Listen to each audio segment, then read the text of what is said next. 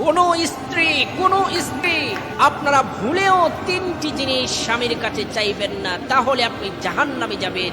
তিনটি জিনিস কখনো স্বামীর কাছে চাইবেন না। একটি হলো তালাক। এটা কখনো স্বামীকে বলবেন না যে আমাকে তালাক দিয়ে দাও, আমাকে ডিভোর্স দিয়ে দাও। এই কাজটুকু করবেন না। এত বড় ভুল আপনি কখনো করবেন না। যেই স্ত্রীগুলো স্বামীর থেকে চলে গেছে ডিভোর্স নিয়ে, তালাক নিয়ে, স্বামী তালাক দিয়ে দিয়েছে, গিয়ে দেখেন খবর নিয়ে সেই স্ত্রী, সেই বোন শান্তিতে আছে কিনা একটু খোঁজ খবর নিয়ে দেখেন। যাওয়ার আগে স্বামী যেমনই তার সাথে সংসার করেছে, খুব ভালো ছিল, যাওয়ার পরে তাকে বাপের বাড়িতে 1 মাস 2 মাস 3 মাস সুন্দরভাবে থাকে, 3 মাস পরে মাও ভালো পায় না, বাবাও ভালো পায় না, ভাই বোন ভালো পায় না। এই ভুলটুকু করবেন না। 1 নাম্বার হলো স্বামীর থেকে তালাক চাইবেন না। এরপরে 2 নাম্বার বলা হয়েছে স্ত্রীর চাহিদা বেশি। অনেক সময় আমরা দেখি যে আপনার স্বামীর ক্ষমতা আছে 15-20 হাজার 25 হাজার টাকা দিয়ে সংসার চালানো, কিন্তু এমন জিনিস আপনি তার কাছে চান, সে আপনাকে দিতে পারে না।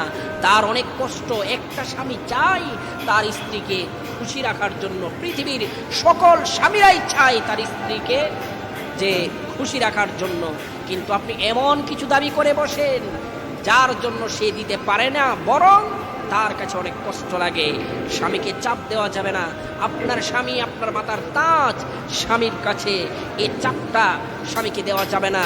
অনেক স্বামীরা আছে যারা টেনশন, আমার স্ত্রী আমার কাছে একটা জিনিস চাইলো আমি দিতে পারলাম না, সেই স্বামী টেনশনে ভুগে। স্বামীর অনেক টেনশন আমরা দেখতে পাই। ইদানিং অনেক স্বামীরা স্ট্রোক করে মারা যায়, অনেক স্বামীরা ডিপ্রেশনে থাকে, চিন্তায় থাকে, আমার স্ত্রীকে আমি করতে পারলাম না, দিতে পারলাম না। অনেক সময় এরকম স্ট্রোক করে অনেক স্বামী স্ত্রীর টেনশনে মারা যায়। এই ভুলটুকু করবেন না। এরপরে 3 নাম্বার হলো স্বামীর বিরুদ্ধে নালিশ দিবেন না। অনেক স্ত্রী আছে বাপের বাড়ি গিয়ে স্বামীর বিরুদ্ধে কথা বলে, আমার স্বামী খারাপ, স্বামীর বিরুদ্ধে মার কাছে, বাবার কাছে, অনেকের কাছে, পাড়া প্রতিবেশীর কাছে বলে। সেই কাজটুকু করবেন না। আপনাদেরকে অনুরোধ করে বলি, আমার কথা যেই স্বামীর স্ত্রীরা শুনছেন, আমার বোনেরা শুনছেন, এই কাজটুকু করবেন না। আমার এই কথাটা আপনারা শেয়ারের মাধ্যমে অন্যদেরকে শোনার সুযোগ করে দিবেন। আপনার একটি শেয়ার অবুঝ বোনদের কাছে যদি পৌঁছে, তাহলে তারা এই কথাটা শুনে অবশ্যই তারা অনেকে আমল করবে। এজন্য আপনার একটি শেয়ার তাদের অনেক উপকারে আসবে। এই কাজটুকু আপনারা করেন ইনশাআল্লাহ। এই 3টা জিনিস আপনারা কখনো করবেন না, দেখবেন আপনার সংসারে শান্তি আসবে, আপনার সংসারের মধ্যে আল্লাহ তাআলার রহমতে ভরে যাবে, সংসার সুখময় হবে। আল্লাহ সুবহানাহু ওয়া তাআলা সকল বোনদেরকে এর উপরে আমল করার তৌফিক দান করুন।